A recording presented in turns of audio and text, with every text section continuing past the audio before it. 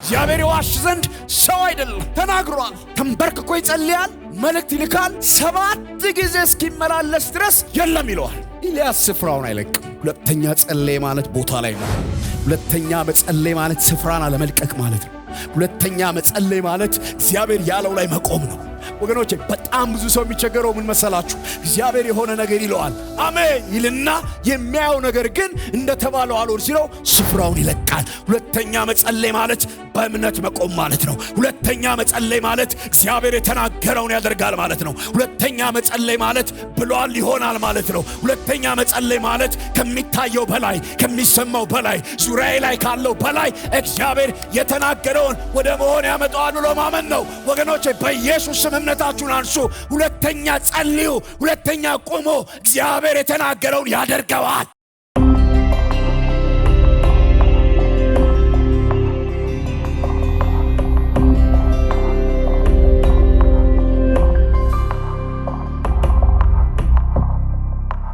የእግዚአብሔርን ቃል አውጥተን እናነባለን። ከያዕቆብ መጽሐፍ ላይ ለመነሻ እንዲሆነን እናነባለን። የያዕቆብ መልእክት ምዕራፍ 5 ላይ የእግዚአብሔርን ቃል እናውጣና አብረን እናነባለን። ያዕቆብ መጽሐፍ ምዕራፍ 5 ላይ ሃሌሉያ። ያዕቆብ ምዕራፍ 5 ቁጥር 13 ላይ በጌታ በኢየሱስ ስም አነባለሁ። እንደዚህ ይላል። መጽሐፍ ያዘን አብረን እናነባለን። ምናልባት ያላዝን ሰዎች ካለን በደንብ እኔም አነበው እንከታተላለን። ቁጥር 13 እንደዚህ ይላል። ከእናንተ መከራን የሚቀበል ማንም ቢኖር እርሱ ምን ያርግ? ይጸልይ። ምን ውስጥም ይሁን ይጸልይ። መከራ መጥቶብኛል ብሎ እጁንና እግሩን አጣጥፎ አይቀመጥ፣ ይጸልይ። ጸሎት የማይቀይረው ነገር የለም። ደስ የሚለው ማንም ቢኖር እርሱ ይዘምር። መከራ ውስጥ ያለ ይጸልይ፣ ደስታ ውስጥ ያለ ይዘምር። ቤተ ክርስቲያን እንዲህ ናት። አንድ ጎን መከራ አለባት፣ አንድ ጎን ደስታ አለባት። እዚህ ጉባኤ ችግር ውስጥ ያሉ ሰዎች ይኖራሉ፣ እዚህ ጉባኤ ውስጥ ደስታ ውስጥ ያሉ ሰዎች ይኖራሉ። ጉባኤን ከባድ የሚያደርገው አንዳንዴ እንደዚህ ነው። ሁላችንም ስንመጣ የመጣንበት አመጣጥ ይለያያል። አንዳንድ ሰው ሐዘን ውስጥ ሆኖ ይመጣል፣ አንዳንድ ሰው ውስጥ ተሳክቶለት ይመጣል። ግን የሁሉ ጌታ የሆነ እግዚአብሔር በዚህ አለ። ክብር ለኢየሱስ ይሁን። ሐዘንተኛውን ከሐዘኑ የሚያወጣው፣ መከራ ውስጥ ያለውን ከመከራ የሚያወጣው፣ ለደስተኛው ደስታ የሚጨምርለት፣ ደስታ እንዲበዛለት የሚያደርገው አምላክ በመካከላችን አለ። ከዛ እንደዚህ ይላል፣ ከእናንተ የታመመ ማንም ቢኖር ደግሞ ይላል። በደም ስሙ። መከራ ውስጥ ያለ፣ ደስታ ውስጥ ያለ፣ እንደገና ደግሞ የታመመ ቢኖር ደግሞ የቤተ ክርስቲያን ሽማግሌዎች ወደ እርሱ ይጥራ፣ በጌታም ስም እርሱን ዘይት ቀብተው ይጸልዩለት።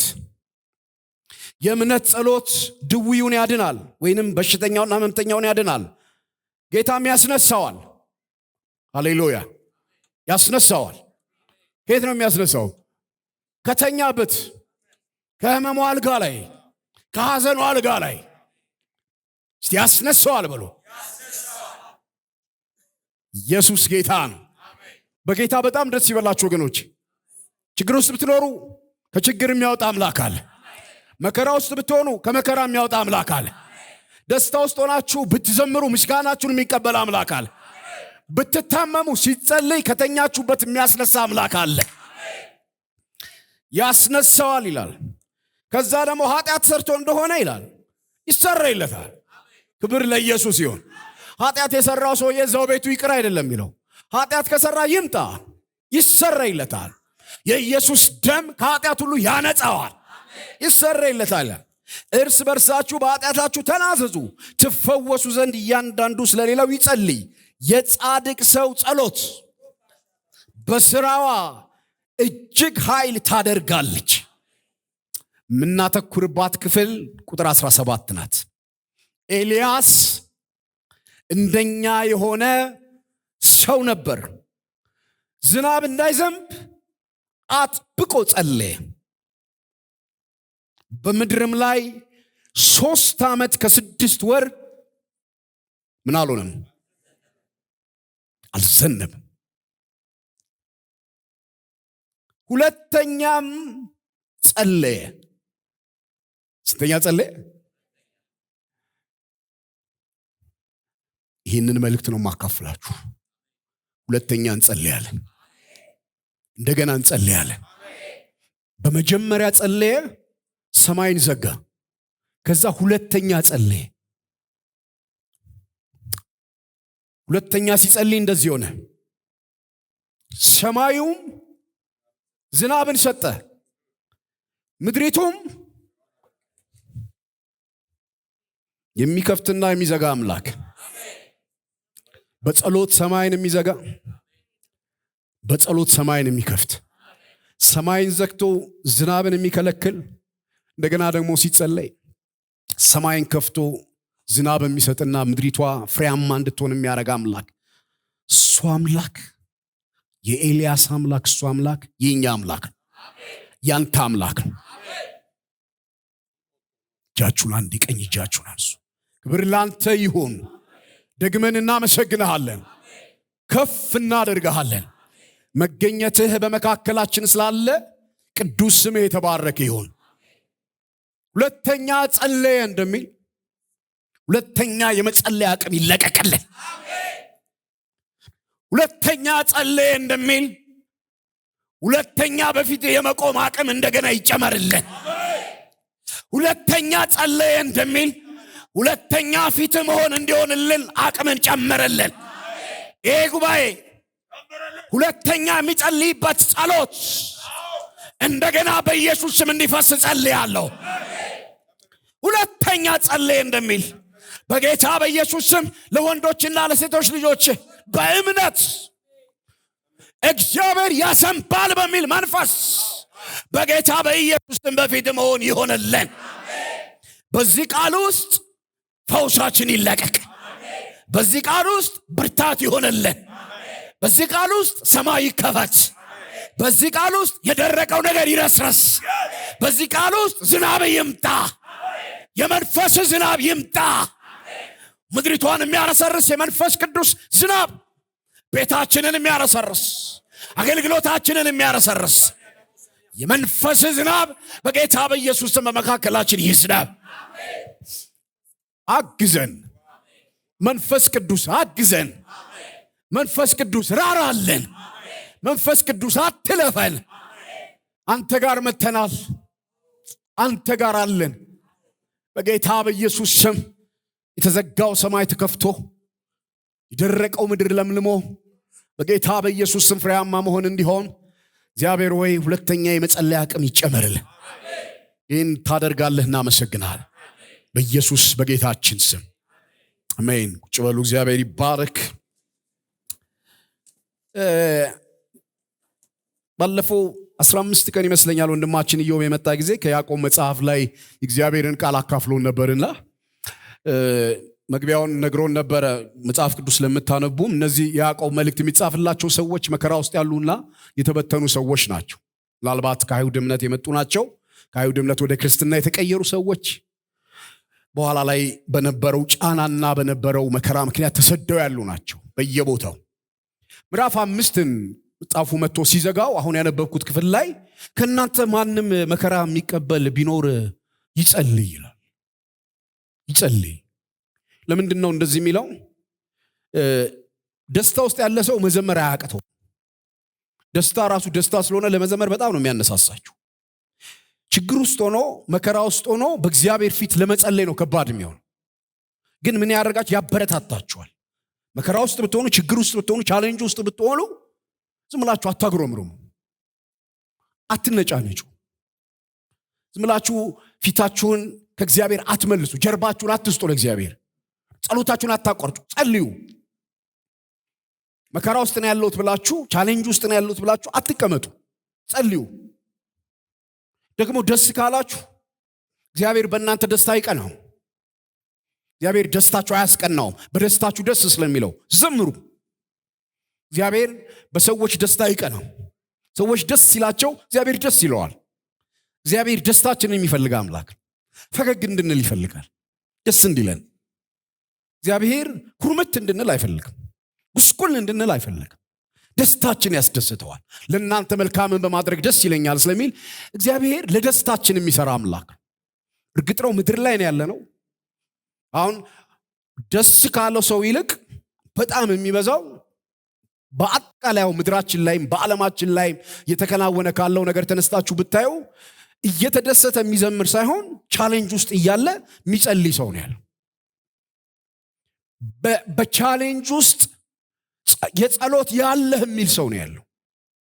አንዳንድ ጉባኤዎችን ስታዩቸው፣ አንዳንድ ፕሮግራሞችን ስታዩቸው አንዳንዶቹ በጣም አንጀት የሚበሉ ናቸው። ካሉባቸው ቻሌንጆች ካሉባቸው መከራዎች የተነሱ ማንኛውንም አይነት መፍትሄ ለመውሰድ ፈቃደኛ ናቸው። የትም ቦታ ወረፋ ይዛሉ። ወረፋ የሚያስይዛቸው አንዳንዶቹ ገስታውስ እንዲገቡ የሚያረጋቸው፣ አንዳንዶቹ ከላይ ያለ ብለው የሚሄዱት ያለባቸው ቻሌንጅ ነው። በአንደኛው ጎን ስናየው ደስ ብሎት የሚዘምር ሰው ብዙ አይደለም ያለው። በጣም ብዙ ያለው መከራ ውስጥ ሆኖ የሚጸልየው። ግን እግዚአብሔር የሁለቱም አምላክ ነው። ደስታንም የሚያበዛ አምላክ ነው። ደስ ብሎን ስንዘምር ምስጋናችንን የሚቀበል፣ ደግሞም ችግር ውስጥና መከራ ውስጥ ስንገባ ከገባንበት መከራ የሚያወጣንም አምላክ ነው። ጸልዩ ዘምሩ ይልና ከታመማችሁ ደግሞ ያው መታመም አይጠፋም፣ የሚያመው ሰው ይኖራል። የቤተ ክርስቲያን ሽማግሌ ጥሩ፣ ዘይት ይቀባ፣ ይጸለይ። ያ የእምነት ጸሎት የታመመው ሰው ያድነዋል፣ ጌታም ያስነሳዋል። ክብር ለኢየሱስ ይሁን። ያስነሳዋል። እስቲ አሜን በሉ። ምን ያደርገዋል? እስቲ አንዴ በሉት ይህን ቃል። ትምህርትና ስብከት ብቻ አይደለም የሚሆነው። አንዳንዱ ፕሮፌቲክ ነው፣ አንዳንዱ ትንቢት ነው። እሺ ጌታ ያስነሳዋል በጌታ በኢየሱስ ስም። ከተቀመጣችሁበት ይሄ ህመሙ ፊዚካል ህመም ሊሆን ይችላል፣ ህመሙ ኢሞሽናል ሊሆን ይችላል፣ ህመሙ ፋይናንሻል ሊሆን ይችላል፣ ህመሙ ሶሻል ሊሆን ይችላል። ህመም ብዙ አይነት ነው። ከእናንተ የታመመ ሲል ህመም ብዙ አይነት ነው። ጆሮን ያመመው ማለት ብቻ ወይ እግሩን ያመመው ወይ ወገቡን ያመመው ብቻ ማለት አይደለም። ፊዚካል ሲክነስ ብቻ ማለት አይደለም። ህመም ብዙ ነው። የስሜት መረባበሽ ህመም ነው። የቤተሰብ ቀውስ ህመም ነው። የሀገር ቀውስ ህመም ነው። የፋይናንስ ቀውስ ህመም ነው። ህመሙ ብዙ ነው። ግን የታመመ ሰው ሲጸለይ ምንም እንኳን ሊትራሊ እዚህ ቦታ ላይ በስጋ ስለታመሙ ሰዎች የሚናገር ክፍል ቢሆንም እግዚአብሔር በስጋም የታመመውን በስሜቱም የታመመውን እግዚአብሔር የተለያየ አይነት ቀውስ ውስጥ ገብቶ ቁጭ ያለውን ወይንም የተኛው ሰው ያስነሳዋል። አሜን በሉ። ያስነሳዋል እግዚአብሔር። ይህንን ነው በጌታ በኢየሱስ እኮ ያየ ነው። አልጋን ተሸክመ ተነስ የሚል ጌታ፣ ከተኛበት ተነስ፣ ከተቀመጥክበት ተነስ። ይህንን የሚያደርገው የእምነት ጸሎት ነው ይላል። ያስነሳዋል ይላል።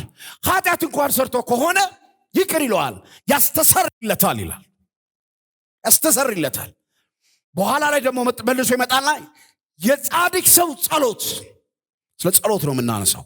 የጻድቅ ሰው ጸሎት፣ በክርስቶስ የጸደቀው ሰው፣ ክርስቶስ ጌታው የሆነ ከጨለማው ወደሚደነቅ ብርሃን የመጣው አባባት ብሎ የሚጮህበት የልጅነት መንፈስ የተሰጠው ይሄ ጻድቅ የሱ ጸሎት ትልቅ ስራ ይሰራል ይላል።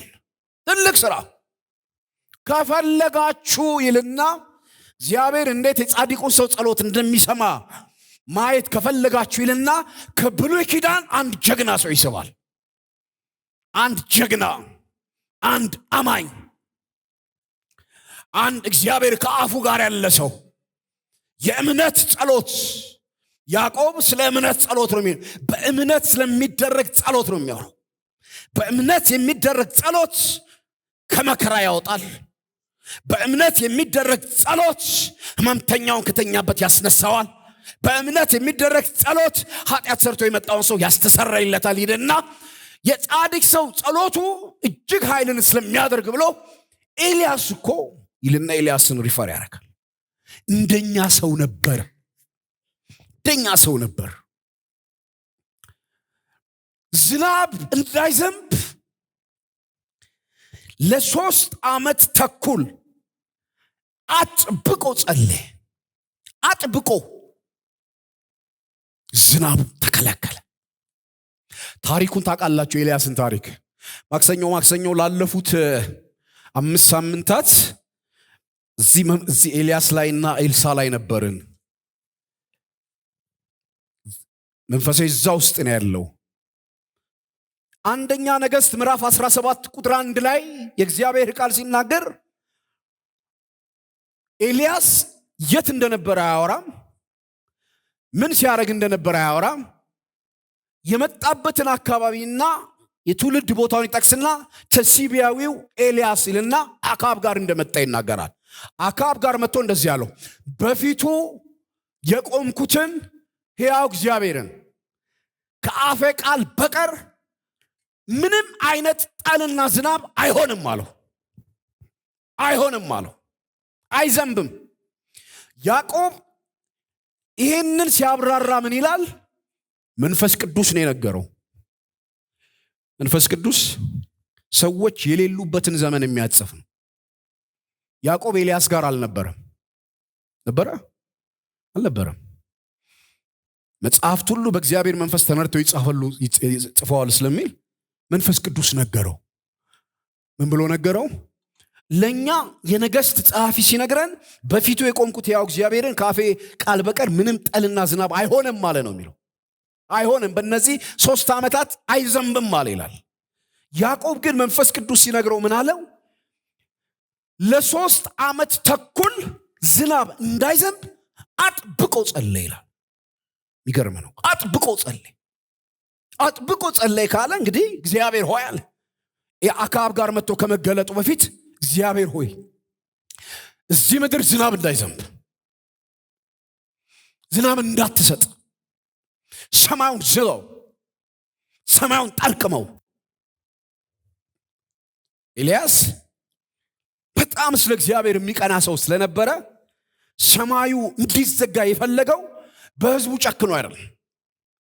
ሰማይ ሲዘጋ ጉዳቱ ዞሮ ዞሮ እሱ ነው የሚያገኘው። ሰማዩ በህዝቡም ላይ በሱም ላይ ነው የተዘጋው። ግን ስፔሻል በሆነ ወይ እግዚአብሔር አብሮት ነበር። ለምንድን ነው ሰማዩ እንዲዘጋ የጸለየው ስትሉ መጽሐፍ ቅዱስ አካብና ኤልዛቤል ምድሪቱን በጣዖት ሞልተው ነበር። በዓል የሚባል ጣዖት ዝናብ ይሰጣል ተብሎ የሚታመን የሲዶናውያን ጣዖት እና አሼራ የምትባል ሌላ ጣዖት፣ የልምላሜ የሚባል ጣዖት ዝናብን በዚህ በኩል በዓል ይሰጣል፣ አሼራ በዚህ በኩል ደግሞ ልምላሜ ትሰጣለች ብሎ እና አካብና ኤልዛቤል እርግጠኛ ሆነው የዝናብ ምንጫችን በዓል ነው ብለው እርሻችንን ፍሬያማ የሚያደርግልን አሼራ ነው ብለው በእርግጠኝነት ሲፎክሩ፣ በእርግጠኝነት ሲያወሩ ኤልያስ ይሰማ ነበር። እና እግዚአብሔር ሆይ ዝናብ ሰጪ አንተ እንደሆንክ በዓለም አሼራም ዝናብ መስጠት እንደማይችሉ፣ ምድርን ማፍራት እንደሚችል ማድረግ እንደማይችሉ እንዲታወቅ እግዚአብሔር አባት ሆይ ምንም አይነት ኃይል እንደሌላቸው እንዲታወቅ፣ ማዝነብ የሚችሉበት አቅም እንደሌላቸው እንዲታወቅ ዝጋው ሰማዩን አለ። ጸለየ አይደለም የሚለው ያዕቆብ ላይ አጥብቆ ጸለየ ነው የሚለው። ጸለየ። እግዚአብሔር ሆይ ዝጋው፣ በአክራዲያስ ዝጋው፣ ጌታ ሆይ የጣዖት ምንጭ የሆነውን ዝጋው። ጣዖትን የተደገፈው ጣዖቱ እውነተኛ አምላክ እንዳልሆነ እንዲታወቅ ዝጋው። እናንተ እግዚአብሔር ዘጋው። ሰማይ አይዘንብም አለ እግዚአብሔር። በፍጹም ዝናብ አይሆንም አለ። ለምን ተዘጋ? በሕጉ ላይ ነግሯቸዋል። በዘሌዋውያን መጽሐፍ በዘዳግም መጽሐፍ ላይ ታገኛላችሁ። ዘዳግም 11 ላይ ታገኛላችሁ። ዘሌዋውያን ምዕራፍ ዘዳግም 28 ከ22 እና 23ኛው ቁጥር ታገኛላችሁ። ሌሎችን አማልክት ስትከተሉ ሰማዩ ናስ ይሆንባችኋል ይላል፣ ምድሩ ደግሞ ብረት ይሆንባችኋል፣ ዝናቡም አዋራ ነው የሚሆንባችሁ፣ በፍጹም ዝናብ አይዘንብላችሁም ብሎ ጣዖታትን ማምለክ የሚያመጣውን ተጽዕኖ እግዚአብሔር በሕጉ አስቀድሞ ነግሯቸው ነበር። ይሄንን ኤልያስ ያውቃል። ጣዖት እያመለኩ ነው፣ እግዚአብሔር ሆይ ዝጋው። ልክ ይህንን አጥብቆ ሲጸልይ ሰማይ ተዘጋ። በቃ የሚዘንብ ነገር ጠፋ። ለ3 ዓመት ተኩል ምድሪቷ ላይ ትልቅ ድርቅ ሆነ። ጌታ ኢየሱስ ይህንን ዘመን ሲናገረው በሉቃስ ወንጌል ምዕራፍ 5 ላይ ቁጥር 25 ላይ እንደዚህ ብሎ አብራራው። በእርግጥ ኢየሱስ የተናገረው ወዳደገበት ወደ ናዝሬት መጣ ይላል እና አልተቀበሉትም። ያደገበት ቦታ ስለነበረ ኢየሱስን አልተቀበሉትም እና ነቢይ በገዛ ሀገሩ አይከበርም ብሎ በእስራኤል ላይ ስለነበረው ነገር ሲናገር ያን ጊዜ በኤልያስ ዘመን አለ በኤልያስ ዘመን ለ3 ዓመት በጣም ብርቱ ረሃብ በነበረ ጊዜ ይላል። ብርቱ ረሃብ ሰማይ ስለተዘጋ ኢየሱስ ምን አለው? ያንን ዘመን ብርቱ ረሃብ ነበራል እና ብዙ መበለቶች ቢኖሩ እስራኤል ምድር ላይ ወደ ሲኖድ ወደ ሰራፕታ ነው የላከው፣ ወደ ሌላ ወደ ማንም አላከውም ይላል። ይህንን የተናገረው እስራኤል አልቀበልም ብለውት አሕዛብን አገልግሏል ነው። ወደ ገዛ ወገኑ ሲመጣ አልቀበልም ብለውታልና ብሎ ይሄ እኮ የተለመደ ነገር ነው፣ በእነ ኤልያስም ዘመን እንደዚህ ሆኗል አለ። ግን ጊዜውን ሲናገር ምን አለ? በጣም ብርቱ ረሃብ ነበር ይላል። ብርቱ ረሃብ ከሆነ ሰዎች ይሞታሉ፣ እንስሳው ያልቃል፣ ግጦሽ የሚሆን ነገር የለም፣ ክው ነው የሚለው ብርቱ ረሃብ። እኛ ምድር ላይ ያው ለረሃብ ምናምን እንግዶች አይደለም ታውቃላችሁ። ረሃብ እዚህ ምድር ላይ ብዙ ጊዜ ነው የሚፈራረቀው። በእኛ ዕድሜ እንኳን ቅርብ ጊዜ 77 ዓመተ ምህረት ላይ ከዛም በኋላ በጣም ብዙ ረሃብ ተከስቷል። ኢትዮጵያ ምድር ላይ የሚከሰተው ረሃብ በእስራኤል ሀገር እንደሚከሰተው ረሃብ አይደለም። የኛ ምናልባት የረሃብ ምክንያቱ አንዱ የሚሆነው ከአየሩ ጸባይ ጋር ተያይዞ ነው። እቺም ህጉን አልጠበቃችሁም ብሎ ረሃብ አይልክብንም አይደል? ይልካል ብላችሁ ታምናላችሁ? እኛ እስራኤላውያን አይደለንም፣ እኛ አሕዛቦች ነን። አንዳንድ ሰው የእስራኤልን ወስዶ ለኢትዮጵያ ይሰጣል። የእስራኤልን ወስዳችሁ ለኢትዮጵያ እንዳትሰጡ። ሉዓላዊ ነው፣ በእርግጥ ሉዓላዊ ነው እግዚአብሔር። ግን ረሃብ ብርቱ ነው፣ ብርቱ ነው። እንስሳውን ጨረሰው የሚበላ ነገር እስኪጠፋ ድረስ። አንደኛ ነገሥት ምዕራፍ 17 ላይ ወደ ኤልያስ መጣና ቁራዝ ይዤልሃለሁ፣ በቃ ይመግብሃል እሱ አለው እና ከወንዙ ደግሞ ትጠጣለህ አለው። ከድርቁ የተነሳ ወንዙ ራሱ ደረቀ። እንዲህ ብርቱ ረሃብ ነበር ይላል። በጣም ብርቱ ረሃብ፣ በጣም ብርቱ ድርቅ። ይህንን አይደለም በዋነኝነት ምነግራችሁ። አጥብቆ ጸለየ፣ ሰማይ ተዘጋ ይልና ሁለተኛ ጸለየ ይላል። እግዚአብሔር ይባረክ። ስንተኛ ጸለየ? ሁለተኛ ጸለየ። ይህ ሁለተኛ ጸሎት የዝጋው ጸሎት አይደለም። ሁለተኛው ጸሎት የክፈተው ጸሎት ነው። ክፈተው። ኤልያስ አይደለም በእርግጥ የራራው። ከኤልያስ መራራት አይጀምርም። አንደኛ ነገሥት ምዕራፍ 18 ቁጥር 1ን ስታነቡት እግዚአብሔር መጣና ኤልያስን እንደዚህ አለው፣ አሁን ዝናብ ሰጣለሁ፣ ሂድ ለአካብ ተገለጣለሁ። ቸር አምላክ፣ ደግ አምላክ። ገና እኮ ጣዖት እያመለኩ ነው። ገና እኮ ንስሐ አልገቡም። ገና እኮ መንገዳቸውን ከእግዚአብሔር ጋር አላስተካከሉም። እግዚአብሔር ራራ። አየና የሚረክፍ ነገር አለ በዚህ በኩል። በዚህ በኩል እንስሳው ይረግፋል፣ በዚህ በኩል ሰው ይሞታል። አላስችላለሁ። ቢያሳዝንም እንደ ምሕረቱ ብዛት ይራራል እንደሚል፣ ከልቡ አያስጨንቅም እንደሚል ቸሩ አምላክ እግዚአብሔር ሂድ አሁን ዝናብ ሰጣል፣ ለአካብ ሄደ ተገለጥለት። ልክ እንደዚህ ሲለው ሁለተኛ ጸለየ ይላል። ሁለተኛ ጸለየ። ወገኖቼ ያዕቆብ ሁለተኛ ጸለየ የሚለው ምን አይነት ጸሎት መሰላችሁ? ሁለተኛ ጸሎት ምን አይነት ጸሎት መሰላችሁ? ባጭሩ ሁለተኛ ጸሎት በእምነት እግዚአብሔር ያለውን ያደርጋል ብሎ መቆም ነው። እምነት ነው ሁለተኛ ጸሎት። የመጀመሪያው ጸሎት የማዘጋት ነው፣ ፍርድ ነው። ሁለተኛው ጸሎት ግን እግዚአብሔር የተናገረውን ያደርጋል፣ እግዚአብሔር ያለውን ያደርጋል የሚል ጸሎት። ታሪኩን ታውቃላችሁ። ታሪኩን አልዘረዘረላችሁም። አንደኛ ነገሥት ምዕራፍ 18 ላይ ኤልያስ ከተገለጠ በኋላ ለአካብ ነገረው። ቀርሜሎስ ተራራ ላይ የበዓል ነቢያቶችን በሙሉ ሰብስበህ አምጣልኝ አለው። የበዓል ነቢያት በሙሉ ተሰብስቦ መጣ። መሰዊያው ተሰራ፣ በእሳት የሚመልስ እሱ እግዚአብሔር ነው ተባለ። የበዓል ነቢያት ቢጠሩ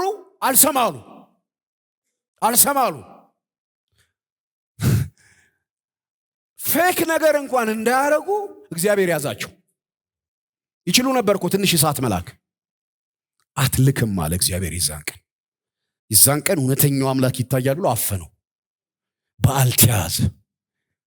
እሳት መላካት እግዚአብሔር ያዘው። እግዚአብሔር ይይዛል። በእውነት አንዳንዱ እንዳያስመስል ይይዘዋል። ያኔ እኮ ለማምታታት እውነተኛው አምላክ ማን ነው የሚለውን ለማምታታት ሰይጣን ውሸታም ነው። የውሸት አባት ነው። የሆነ ነገር እኮ ጠብ ማድረግ ይችል ነበር እንዳያረግ። ለዛ እኮ ነው አሁን የሚያምታቱን። በጌታ በኢየሱስ ክርስቶስም ውጣ ሲባል አጋንንቱ ይወጣል። የጌታ የኢየሱስ ስም ያወጣዋል። ምን የጌታ የኢየሱስ ስም ብቻ ነው እንዴ እንትንም ያወጣል ብሎ የሆነ ነገር ይዝና ገረፍም ሲያደርገው ይሄኛው ይጮሃል፣ በዚህም ይጮሃል፣ በኢየሱስ ስምም ይወጣል። ያምታታ ነው ማለት ነው። ስለዚህ አንዱ መያዝ አለበት። ጨሌውን መያዝ አለበት።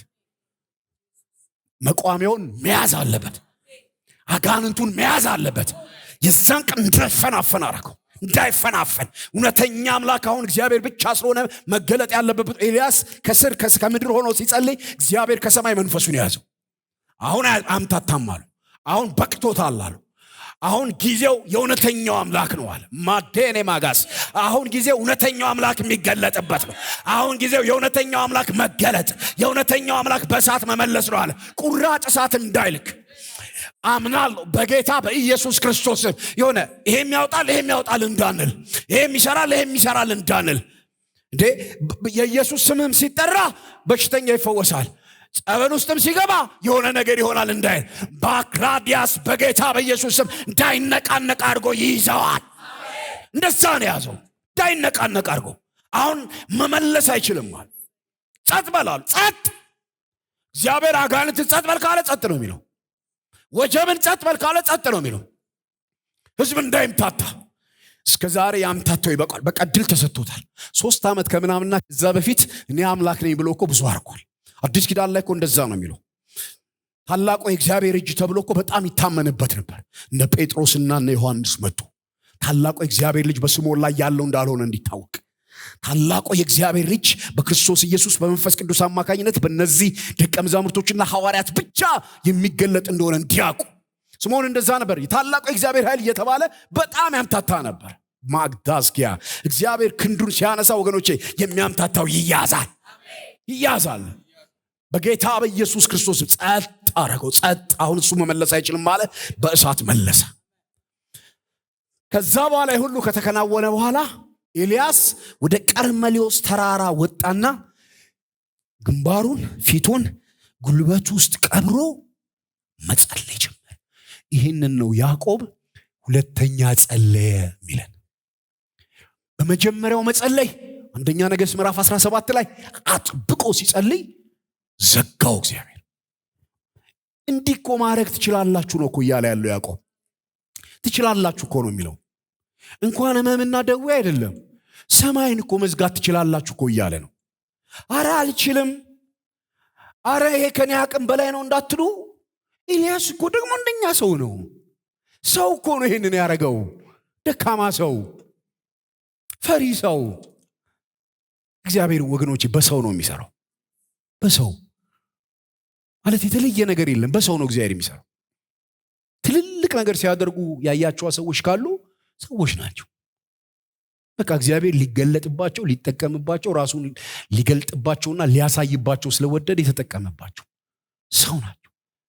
ኤልያስን ታሪክ እኮ ስታየው ኤልዛቤል ከነቢያቱ እንዳንዱ እንዳደረካቸው ካላደረኩ እኮ ስትለው ፈርቶ ሄደዋል።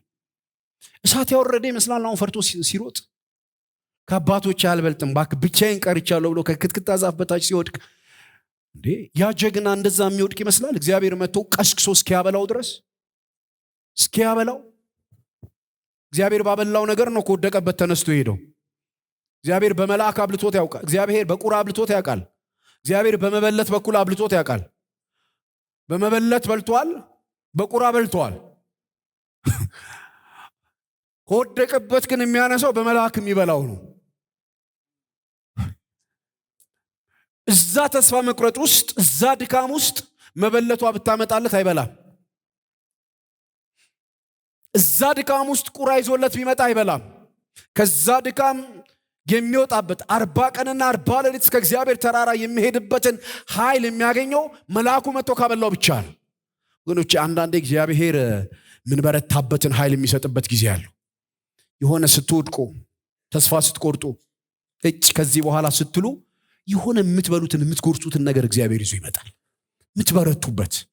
በሕይወታችን ብዙ ጊዜ እንደዛ ይሆናል። ተስፋ ቆርጠን ስንወድቅ የሆነ ቀስቅሶ የሚሰጠን ኃይል አለ። ቀስቅሶ ምናልባት ዛሬ ከክትክታ ዛፍ በታች ወድቃችሁ በብዙ ተስፋ መቁረጥ ውስጥ ሆናችሁ ግራ ገብቷችሁ ያላችሁ ሰዎች ትኖራላችሁ። እግዚአብሔር የሆነ የሚልከው ኃይል አለ። በዛ ኃይል እንደገና ተነስቶ መሄድ ይሆንላቸዋል። እንደኛ ሰው ነው ኤልያስ ይልና እግዚአብሔር ዝናብ ሰጣለሁ አለ። እግዚአብሔር ዝናብ ሰጣለሁ ካለው በኋላ ምንድነው ማድረግ የነበረበት? ለምን መጸለይ ያስፈልገዋል? ግንባሩንና ፊቱን ጉልበት ውስጥ ቀብሮ እየጸለየ ብላቴናውን ይልከው ነበር። ሂድና እስኪ ደመናውን ያው ይለዋል። እና ብላቴናው ይወጣና አየት ያደርግና መጥቶ የለም ይለዋል። በደንብ ስሙ። በቃ መልእክቴ እዚህ ጋር ነው ያለው። አሁንም ይጸልያል።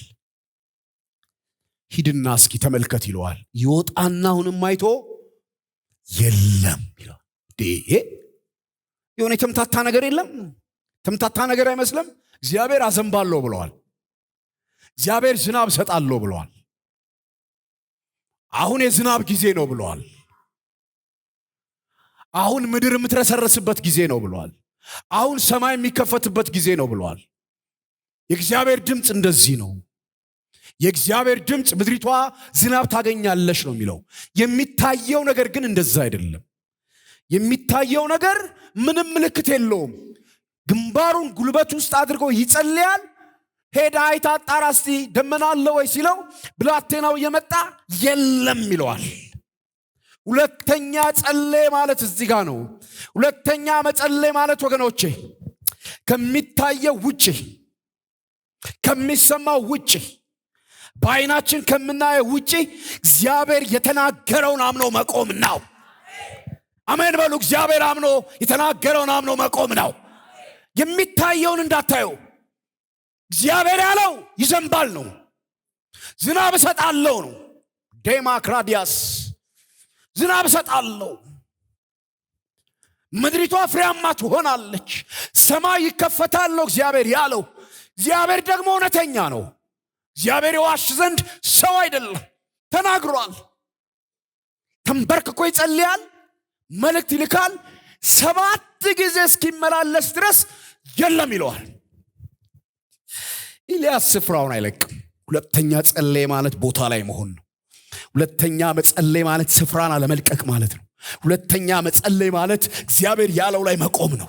ወገኖቼ በጣም ብዙ ሰው የሚቸገረው ምን መሰላችሁ? እግዚአብሔር የሆነ ነገር ይለዋል፣ አሜን ይልና የሚያየው ነገር ግን እንደተባለው አልሆን ሲለው ስፍራውን ይለቃል። ሁለተኛ መጸለይ ማለት በእምነት መቆም ማለት ነው። ሁለተኛ መጸለይ ማለት እግዚአብሔር የተናገረውን ያደርጋል ማለት ነው። ሁለተኛ መጸለይ ማለት ብሏል ይሆናል ማለት ነው። ሁለተኛ መጸለይ ማለት ከሚታየው በላይ፣ ከሚሰማው በላይ፣ ዙሪያዬ ላይ ካለው በላይ እግዚአብሔር የተናገረው ወደ መሆን ያመጣዋል ብሎ ማመን ነው። ወገኖቼ በኢየሱስ ስም እምነታችሁን አንሱ።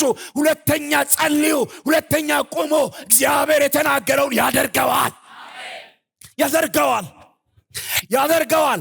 በምንድን ነው? ኤልያስ እርግጠኛ ነው።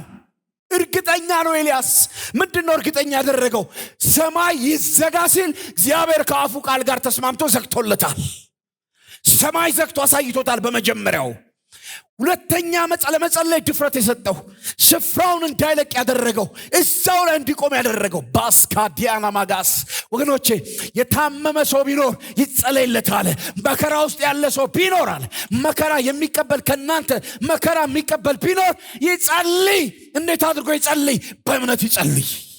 መከራው ያልፋል ብሎ ይጸልይ። እግዚአብሔር የተናገረውን ያደርጋል ብሎ ይጸልይ። እግዚአብሔር ያለው ይሆናል ብሎ ይጸልይ። በእምነት ይጸልይ። እግዚአብሔርን ይመነው፣ እግዚአብሔርን ይደገፈው፣ እግዚአብሔር ላይ ሙሉ ለሙሉ ይተማመንበት፣ እግዚአብሔር ጋር ሙሉ ለሙሉ ይቁም። መከራ ውስጥ ያለ ስፍራውን ለቆ አይሂድ። መከራ ስፍራ እንዳያስለቅቀ። አሁን ያለህበት ቻሌንጅ፣ አሁን ያለሽበት ቻሌንጅ ስፍራሽ እንዳያስለቅቅ። ሁለተኛ ጸሎት ማለት ነው ምንም ነገር ውስጥ በሆን እግዚአብሔር የተናገረውን ያደርገዋል። ምንም ነገር ውስጥ በሆን በምን አወቅ? ትላንትና ተናግሮ አድርጓል። ትላንትና እኮ ኤልያስ እርግጠኛ ነው። ከሰማይ እሳት አውርዷል እግዚአብሔር። ትላንትና ቁራ አዝዤልሃለሁ ብሎት ቁራ እኮ አድርጎት የማያውቀውን ነገር ይዞ መጥቷል። ለሁለተኛ ጸሎት እንድናምን የሚያደርገን ትላንት እግዚአብሔር ያደረገው ነው። የለም ትላንት በሕይወታችሁ እግዚአብሔር ያደረገው በሕይወታችሁ የሰራው እሱ ለዛሬ እንድታምኑት የሚረዳ ነው። ትላንት ያደረገው ነገር ለዛሬ እንድትታመኑት ለዛሬ እንድትደገፉት የሚያደርግ ነው። ትላንትና ቁራ በቁራ መግባለሁ ቁራን አዝዤዋለሁ አለ። አንደኛ ነገሥት 17 አንብቡት። አዝዤዋለሁ ቁራን አለ።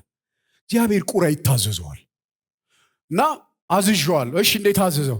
ዲቴል የለውም አይደለ? ዝም ብላችሁ ግን ቪዥዋላይዝ አድርጉ እስቲ። የሆነ ቁራ እግዚአብሔር ጠርቶ ለኤልያስ ይዘህለት ሂድ። ከየት ነው ይዞት የመጣው ቁራው? እንጃ፣ ግን ይዞ ይመጣል። እግዚአብሔር ካዘዘው የማይሆን ነገር የለም። አዝዤዋለሁ በጠዋትና በማታ ይዞ ይመጣል። ስለዚህ እንዴት ነው ሁለተኛም አልጸልየው? ይሄ ምስክር ነው። ከረጅም ጊዜ በኋላ ወንዙ ሲደርቅ የሚጠጣው አንዲት መበለት ትመግብ ዘንድ አዝዣለሁ አሉ። አዝዣለሁ አንዲት መበለት አሉ። ኤልያስ እግዚአብሔር ይባርኩ። ምን አይነት ኤልያስ ኃይለኛ ሰው ብቻ አይደለም ወገኖች፣ ትሁትም ሰው ነው። ኃይለኛ ብቻ አይደለም፣ መበለት ቤት ለመግባት ፈቃደኛ የሆነ ነው። እስራኤላዊ ሆኖ መበለት የሆነች እንደገና ደግሞ ሲዶናይት የሆነች የሰራታ ሴት ውስጥ ሰራታ ሴት አሕዛብ የሆነች ማለት ነው። እስራኤላዊ አይገባም። እንደዚህ መበለት ቤት ለመግባት ፈቃደኛ ዘው ብሎ ገባ። እግዚአብሔር ካሉ መበለት ቤት መግባት ከባድ ነው። መበለት እኮ ባል የሌላት ማለት ነው። እዛ ቤት ወንድ የለም፣ ልጅ ነው ያለው። አንድም መበለት ነች። ገባ እና እግዚአብሔር መጀመሪያ ብሎታል፣ አዝዣታለሁ አሉ። አዝዣታለሁ። ወደ ከተማው ሲገባ እንጨት ስትለቅም አገኛት። ታሪኩ እንደምታውቁ ጠራትና ውሃ ጠጪኝ አላት። እግዚአብሔር አዝዣታለሁ ብሏል። ውሃ ጠጪኝ ሲላት እሺ ብላ ልትሄድ ስትል ትንሽ ምግብም ትንሽ እንጎቻ ማብረሲው ይዘሽ ነው ያላት። ቆመች። ያው እግዚአብሔርን ያው አምላክ እግዚአብሔርን እኔና ልጄ በልተን ከምን ሞተው ከዚህ ከትንሽ ዱቄት በስተቀር ምንም የለም አለች። የመጨረሻውን በልተን ልንሞት ነው አለች። የመጨረሻው ጌታ ኢየሱስ እንደዚህ ያለ እቺን አንዴ ስሙኝ። ሉቃስ ወንጌል ምዕራፍ 4 ላይ ቁጥር 25 ላይ በእስራኤል ብዙ መበለቶች ነበሩ እና ኤልያስን ወደ አንዳቸው ማላከው እና ወደዚች ወደ ሰራታ ሴት ነው የላከው አለ። እግዚአብሔር እንዴት ራራላት። ኤልያስን እኮ ልትመገበው አይደለም፣ በዋነኛነት ሊያድናት እኮ ፈልጎ ነው። ማለት ማአት መበለት እያለ ከብዙ መበለት ውስጥ ወደ ሳችኛዋ መበለት ቤት መላክ። ብዙ እስራኤል ውስጥ መበለቶች አሉ፣ ግን እግዚአብሔር ራራላት። ይሄ ራብ አይግደላታል፣ ይሄ ራብ አያጥፋታል። በእርግጥ ራቅ አድርጋችሁ ስትሄዱ እግዚአብሔር የአሕዛብም አምላክ ነው። አሕዛቦችንን የሚያድናል ነው እግዚአብሔር። እንደሄደ እንጎቻውን አብረሽ ይዘሽ ነይ ሲላት ሕያው እግዚአብሔር አምላክን ትንሽ ነው ያለችው፣ እሷን በልተን ነው ምን ሞተው አለች። በቃ እግዚአብሔር ስለራራላት ስላያት በልታ የምትሞተው ሳይሆን ዝናቡ እስኪመጣ ድረስ በምድር ላይ እግዚአብሔር እስኪያዘንብ ድረስ እንደዚህ ያላት ኤልያስ። እግዚአብሔር በምድር ላይ ዝናብ እስኪያዘንብ ድረስ አላት። ዱቄቱ ከማድጋው ዘይቱ ከማሰሮ አይጎድልም። ሊያድናችሁ ሲፈልግ እንደዚህ ነው። ሊታደጋችሁ ሲፈልግ እንደዚህ ነው። ሰው ሁሉ እያለቀ ያለ ሰው ሁሉ እየጨረሰ ያለው ነገር አይጨርሳችሁ። የሰው ሁሉ ቤት ያንኳኳ ያለው ነገር ቤታችሁን አያንኳኳም። አሁን እኮ ረሃቡ ምድር ላይ ነው። የሁሉንም ቤት እያንኳኳ ነው። እግዚአብሔር ግን እዛ ቤት ገባ። ማዴስ ካራዲያስ እግዚአብሔር ገባ። መበለቷ ቤት ገባ። አሕዛብ ቤት ገባ። ሊያድናት ገባ። ትንሽ አይደል ያለሽ? ዝናቡ እስኪመጣ ድረስ አይጎልም። ዱቄቱ ከማድጋው ዘይቱ ከማሰሮ አይጎልም። ቀን እስኪመጣ ዝናብ እስኪዘንብ አይጎልም። እንደዚያ ምኜ ባረካችኋለሁ። የሁሉንም ቤት የሚያንኳኳ የእናንተን አያንኳኳም። አንድ ቀኝ እጃችሁን አንሱና አሜን በሉ። እግዚአብሔር ጋር መሆን እኮ ጥቅሙ ይሄ ነው። አሁን ኮኔክት አድርግ። አሁን ከእግዚአብሔር ጋር ሆን። እግዚአብሔር ጋር የመሆን ጥቅሙ እኮ ይሄ ነው። ከእግዚአብሔር ጋር የመሆን ጥቅም። ስለሌላው አያገባንም ማለት አንራራም ማለት አይደለም። ግን የሁሉንም ቤት እያንኳኳ ያለ ነገር የዚችን ሴትዮ ቤት አላንኳኳም። እንዳንኳኳው እግዚአብሔር ቀድሞ ገባ። በኤልያስ በኩል ገባ። እግዚአብሔር እንደዚህ አለ። በኤልያስ በኩል ዱቄቱ ከማድጋው ዘይቱ ከማሰሮ እግዚአብሔር ዝናብ እስከሚያመጣ ድረስ አይጓደልም፣ አይቋረጥም፣ አያንስም አለ።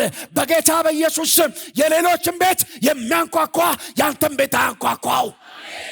ያንተ ፕሮቪዥን አለ ፕሮቪዥን አለ።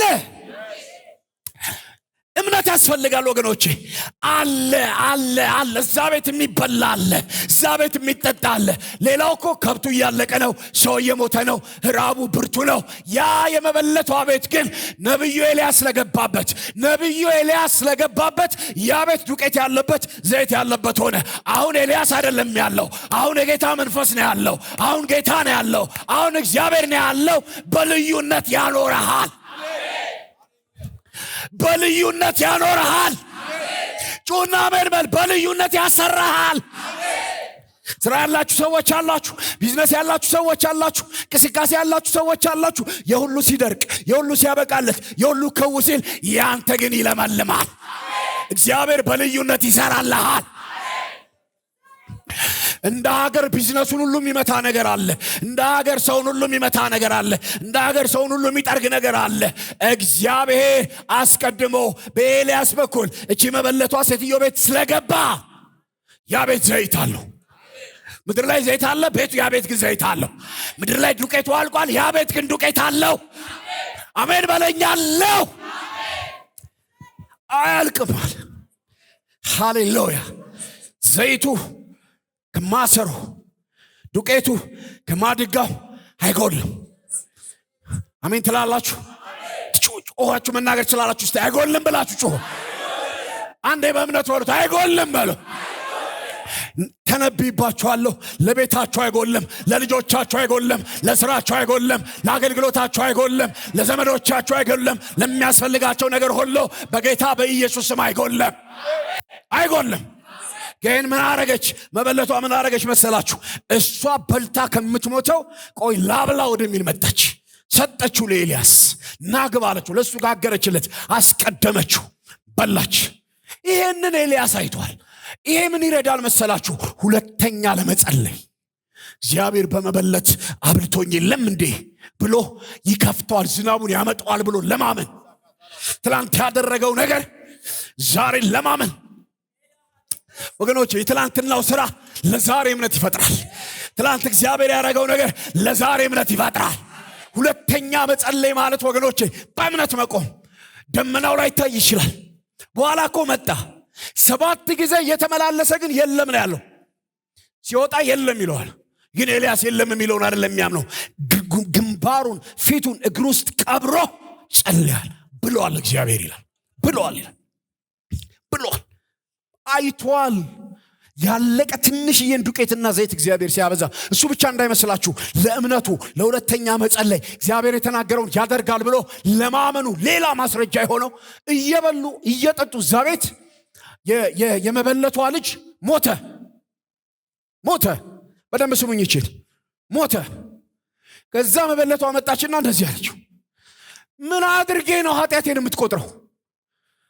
ምን አድርጌሃለሁ? ልጄ ሞቷል አለችው። ተቀበላትና እግዚአብሔር ሆይ አለው፣ ምን እቺ ትቀልበኝ ዘንድ ያዘጋጀልኝ ሴት ልጇን ገለ የምታስጨንቀኝ ምን ሆነ ነው አሉ።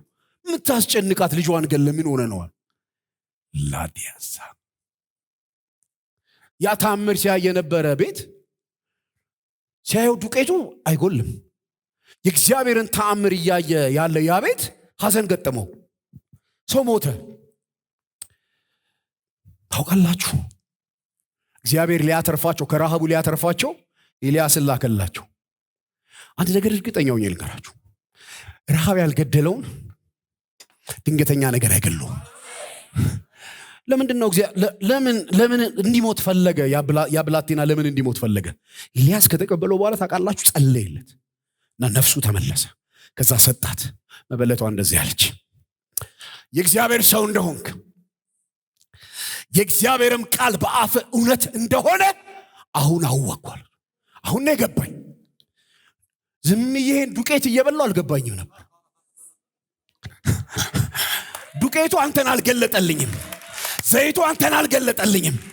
አሁን ነው የገባኝ። የእግዚአብሔር ቃል በአፍ እንደሆነ አንተም የእግዚአብሔር ሰው እንደሆንክ አሁን ገባኝ። ምን ማለቷ ነው? እየበላች በጥርጣሬ ነበር የምታየው። መበለት ናታ። ይህ ሰው እየቀጥሎ ሌላ ነገር ያመጣ ይሆን እያለች ወንድ የለማ። በሌላ አባባል ቀረብ አድርጌ ላምጣው። በአንድ አይኗ ነው የምታየው። በሆነ እንትኑ ያስደንቃታል ማለት ብትሎ ዘይቱ አያልቅም፣ ዱቄቱ አያልቅም። ግን ትጠራጠረዋለች። አሁን አወቅኩ ነው ያለችው። ትጠራጥረዋለች። ቀጥሎ ሌላ ጥያቄ ቢጠይቀኝስ? እዚህ ቤት ባል አለመኖሩን አውቆ ባል የለም ብሎ ቢጠይቅስ? የሆነ ነገር መበለት ቤት ነው ወገኖች፣ በጥርጣሬ ነው። ሰውስ ምን ይላታል? የእግዚአብሔር ሰው እንደገባ እኮ አይደለም የሚቆጠረው። የሆነ ሰውዬ እንደገባ ቢቆጠርስ? ያቺ መበለት ቤት ዝም ብለን በእኛ ሀገር ኮንቴክስት ልንገራችሁ። ኤልያስ ሽማግሌ ይሁን ወጣት ይሁን አይሆን አላቅም፣ ግን የሆነ ሰውዬ እዛ ቤት ውስጥ ገብቷል። እቺ ሴትዮ አገባች እንዴ? የሆነ ሰው እዛ እየኖረ ነው። ምን ማለት ነው?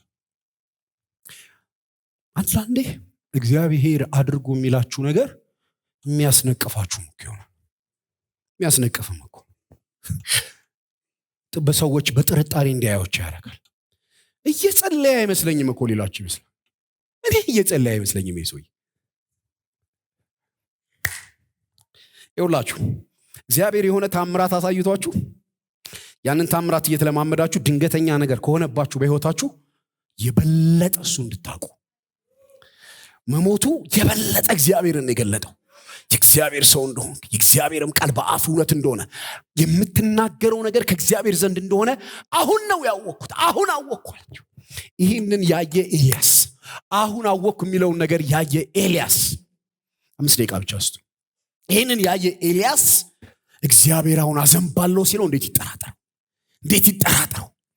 ጸለየ፣ አጥብቆ ጸለየ። ሰማይ ተዘጋ። ሁለተኛም ጸለየ። አንዴ እንበላት እስኪ። ሁለተኛም ጸለየ ይበሉ እስኪ። ይህንን ነው ላበረታታችሁ የምፈልገው ወገኖቼ። እግዚአብሔር መንፈስ ቅዱስ ከእናንተ የሚፈልገው ይህንን ነው። ሁለተኛ ጸልዩ።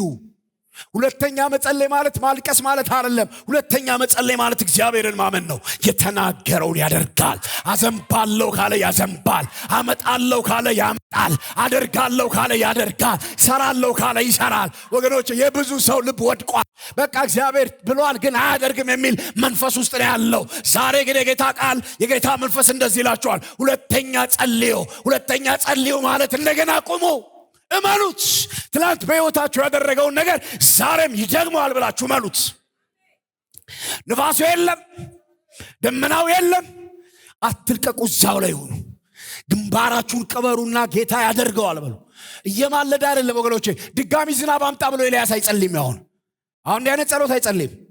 ታውቃላችሁ፣ ስለ ጸሎት አይደለም እንጂ የምናገረው በጣም የተበላሹ ጸሎቶች ነው ብዙ ጊዜ የምንጸልየው። እምነት የሌላቸው ጸሎቶች እዚህ ምድር ላይ በጣም ነው የሚጸልየው። በጣም ለምንድን ነው በተጸለየው ልክ የሚሆነው ነገር የማይሆነው ስትሉ፣ አንዳንዱ ከእውቀት ውጪ ነው የሚጸልየው። አደርጋለሁ ካለ በኋላ አድርግ አይባልም። አደርጋለሁ አለ አሜን ነው የሚባለው። አሜን ተብሎ ሲቆም የሚታይ ነገር ግን የለም። እኛ አንድ ጸሎት እንጸልያለን፣ ለዛ የሚሆን መልስ ከቃሉ ወይንም በመንፈሱ እግዚአብሔር ይሰጠናል። መልሰን ያንኑ ደግሞ እንጸልየዋለን። ኤልያስ አሁን አዝንብ እያለ አይደለም እየጸለየ ያለው፣ እግዚአብሔር ያደርጋል። አዘንባለሁ ብሏል፣ ዝናብ ሰጣለሁ ብሏል፣ ለአካብ ተገለጥ ብሎኛል፣ ትላንትና አድርጎ አሳይቶኛል፣ አሁን ያደርጋል ብሎ ማመን። የታምራት ኃይሌ ዘማሪው እሱ ዝማሬውን እየሰማው ነበርና ከዝማሬ ውስጥ አድራሻ መስቀሉ ስር ነው የሚለው ዝማሬ ላይ አንደኛው ቁጥር በጣም የገረመኝ ነበርና ምን ይላል መሰላችሁ? ንፋሱ ባይነፍስ ይላል ባይታይ ደመና ጠብቀዋለሁ ጌታ ብሏልና ቃሉ አይታጠፍም ታማኝ ነው አምላኬ ምስክር ቢያስፈልግ የትላንት ህይወቴ ይላል ድምጽ ስለሌለኝ ነው እንጂ ልላችሁ ነበር ድምጽ ጆይስ ነው ያለው ንፋሱ ባይነፍስ ደመናው ባይታይ ታማኝ ነው አምላኬ ከዛ እንደዚህ ይላል የመጠበቂያዬን የጸሎቴን አምባ አውሎጣም ለቅቄ እስኪመልስልኝ እጠብቀዋለሁ እግሩ ስር ወድቄ አለቅም የጸሎቴን ስፍራ አለቅኩ ግንባሬን እዛው ላይ ነው ማለት የፈለገ ነገር ይሁን ወገኖች አትልቀቁ ዝናቡ ሳይመጣ እንዳትነሱ ዝናቡ ሳይዘም እንዳትነሱ ይዘንባል እግዚአብሔር አዘንባል ያለውን ያዘንባል መረስረስ ይሆናል ድርቀት ያበቃል እግዚአብሔር ለቤታችሁ ዝናብ ይሰጣል ዝናብ ብዙ ወገኖች ዝናብ ስላችሁ ሊትራሊ ዝናቡ ማለት ብቻ የመንፈሱ ዝናብ እግዚአብሔር ያዘንባዋል ግንባሩን ቀብሮ የጸለየ ያለ ሰባተኛው ላይ እጅ የምታክል ደመና ወጣች ይላል እጅን ታከላለች እጅ የምታክል ደመና ናት ምን አየ ሲለው እጅ የምታክል ደመና ወጣለች አለው በኋላ ላይ እጅ የምታክል ደመና ሰማዩን ሸፈነችው ታላቅ ዝናብ ሆነ ሁለተኛ ጸለየ የሚለው ነው ሁለተኛ ጸለየ ሰማዩም ዝናብ ሰጠ ምድርም ፍሬዋን አበቀለች ይላል በኢየሱስ ክርስቶስ ስም ጸንተን እንቆማለን ፍሬ የሚሰጥን ዝናብ እግዚአብሔር ያዘንብልናል የመንፈሱ ዝናብ ያዘንብልናል በድርቀት ጀምረን በድርቀት አንጨርስም በተዘጋ ሰማይ ጀምረን በተዘጋ ሰማይ አንጨርስም ወገኖች ግንባራችሁ ከእግራችሁ አታንሱ ሁለተኛ ለመጸለይ በርቱ ሁለተኛ ለመጸለይ እመኑ ሁለተኛ ጸልዩ የለም ብላችሁ አትሂዱ የለም ብላችሁ አትሂዱ ጸሎት ማለት በእምነት በእግዚአብሔር ፊት መቆም ነው ያደርገዋል ብለ ድርቅ በል ጉድ ሪፖርት ላይ ኖሮ ይችላል እየተበላለሰ የለም ሊል ይችላል ስለ ኢኮኖሚ ስለ ሀገር ኢኮኖሚ ጸልየ እንትኑ የኑሮ ውድነቱ በጣም ሊጨምር ይችላል እኔ ጸሎት ብለ እንዳትነሳ ጨምረ ጸልይ በእምነት ቁም እግዚአብሔር የቅዱሳኑን ጸሎት ይመልሳል የጻድቅ ሰው ጸሎት በስራው እጅግ ኃይልን ታደርጋለች ወገኖቼ በጸሎታችሁ መኑ ማለት ምን ማለት ነው የምትጸልዩትን ጸሎት እግዚአብሔር ይሰማል ሁለተኛም መጸለይ እምነት ያስፈልጋል ወገኖቼ ሁለተኛ ለመጸለይ ከተባለው በኋላ እግዚአብሔር ድምፁ ካመጣ በኋላ እግዚአብሔር ቃሉን ከላክልን በኋላ ምንም አይነት ምልክት ስለማይገኝ ተነስተው ውጣ ነው የሚል ዝም ብለህ ነው እየለፋ ያለው ተነሳ ሂድ እዚህ ግንባርን ቀርባ አንገትን ልሰብር ነው ተነሳ ይላል እንዳትነሳ ሰይጣን እንዳስለቅቅ የጸሎትን ስፍራ በእምነት መቆምን እንዳስለቅቅ ወገኖቼ ቁሙ በእምነት ጻድቅ በእምነቱ በሕይወት ይኖራል የጻድቅ ሰው ጸሎት በስራው እጅግ ኃይልን ያደርጋል በጌታ በኢየሱስ ስም ሁለተኛ የምትጸልዩበት ኃይል ይጨመርላችሁ በቃ አለቅም የምትሉበት ስፍራዬን አለቅም ማአትሶ በቃ ተንጠልጥሏል ትቶት ሊሄድ ከዚህ በኋላ ጸሎት ምን ሊያደርግ ግዴላችሁም ስንት ሰው ነው ትላንትና እግዚአብሔር ተናግሮ በሕይወቱ የሆነ ነገር ያደረገ እስቲ አንድ ጊዜ እጁን ያሳየኝ ትላንትና በሕይወቴ እግዚአብሔር ተናግሮ አድርጓልም እርግጠኛ ከሆናችሁ ትላንትና በሕይወታችሁ እግዚአብሔር ተናግሮ የሆነ ነገር ከሰራ በቤታችሁ በኑሯችሁ በአገራችሁ በቤተክርስቲያናችሁ እግዚአብሔር ይህንን ካረገ ሁለተኛ ጸልዩ እግዚአብሔር የተናገረውን ያደርጋል የድርቁ ዘመን ያበቃል የረሃቡ ዘመን ያበቃል ምድር ፍሬያማ ትሆናለች ምድራችሁ ፍሬን ትሰጣለች ሮሜ መጽሐፍ ላይ በዚህ ልዝጋው ሮሜ መጽሐፍ ምዕራፍ 4 ላይ እንደዚህ ይላል አብርሃም ይላል የ100 ዓመት ሽማግሌ በሆነ ጊዜ ይላል እንደሙት የሆነው የሳራን ማጸንና የሱን ስጋ ሙት አለመሆኑ በእምነቱ ሳይደክም ተመለከተ ዋው የሚያየው ነገር አላደከመው አትድከሙ ሙት መሆኑ ሳይደክም በእምነቱ ተመለከተ የራሱን ስጋ የሳራን ማጸን አየው ሳራን አይታችሁ አትበረቱም ከሳራ ምን የሚወጣ ይመስላል ሳራን አይታችሁ ልባችሁን ነው የሚጥለው ግን ሙት አለመሆኑን ሳይደክም በእምነት ተመለከተ ምን ማለት ነው ትወልዳለች ቆዳዋ ተሸብሽቧል ትወልዳለች አርጅታለች ትወልዳለች የደከመች ትመስላለች ትወልዳለች የጎበጠች ትመስላለች ትወልዳለች ሳይደክም በእምነቱ ተመለከተ ይልና ቀጥሎ ያለው ቃል በጣም ልቤን ይገዛዋል ለእግዚአብሔርም ክብር እየሰጠ ይላል የሰጠውንም የተስፋ ቃል እንደሚፈጽም አጥብቆ የተረዳ በእምነት በረታ እንጂ በእግዚአብሔር የተስፋ ቃል አልተጠራጠረም ይላል። ተስፋ ባልሆነው ጊዜ የብዙ አሕዛብ አባት እንደሚሆን ተስፋ ይዞ አመነ ይላል።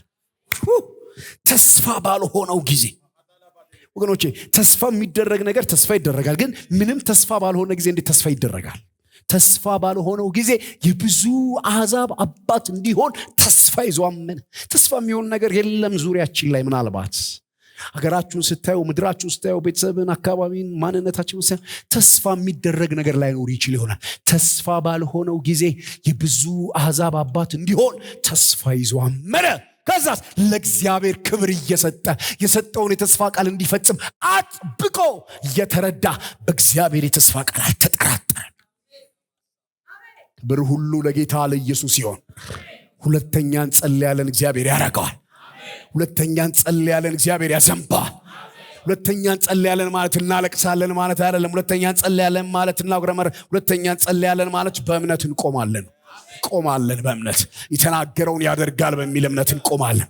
ልቤ ጽኑ ነው፣ ቀኛለሁ፣ ዘምራለሁ፣ በገና ሆይ ተነስ፣ እኔ ማልጄ እነሳለሁ እንደማለት ቆማለሁ። እግዚአብሔር ያለውን ወደ ግራ የሚታየኝ ነገር የለም፣ ወደ ቀኝ የሚታየኝ ነገር የለም፣ ዙሪያ ላይ የሚታየኝ ነገር የለም። ግን እግዚአብሔር አንድ ነገር ብለዋል። ምን ብለዋል? አዘንባለሁ ብለዋል። ዝናብ እሰጣለሁ ብለዋል። ሂድ ለአካብ ንገረው ብለዋል። እግዚአብሔር ንገረው ካለ በኋላ አያሳፍርህም። ለአካብ ከገለጠ በኋላ፣ ለአካብ መልእክት ካስተላለፍክ በኋላ አያሳፍርህም። ኤልያስም ሲጸልይ እንደዛ ነው ያለው። እውነተኛ አምላክ አንተ እንደሆንክ እኔም ደግሞ ያንተ ባሪያ እንደሆንክ እንዴት ታወቃለሁ?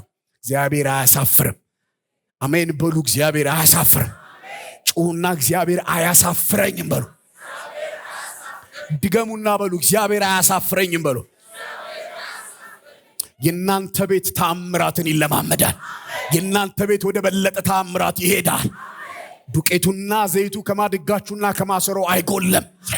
ሌላውን ያገኘ እናንተን አያገኛችሁም። እግዚአብሔር ከእናንተ አንድ ነገር ብቻ ነው የሚፈልገው፣ በእምነት ጸንቶ መቆም። ሁለተኛ መጸለይ ማለት በእምነት በቃ አለመናወጥ፣ ያደርገዋል ብሎ በቃ ሰው ላይ መቆም። ግንባራችሁን ፊታችሁን ከቀበራችሁበት አለማንሳት፣ እዛው ላይ መሆን። እግዚአብሔር እጅ የምታክለውን ደመና ወደ ትልቅ ዝናብ ይቀይራታል። ጸልያለን። ማንም ሰው ያወጣም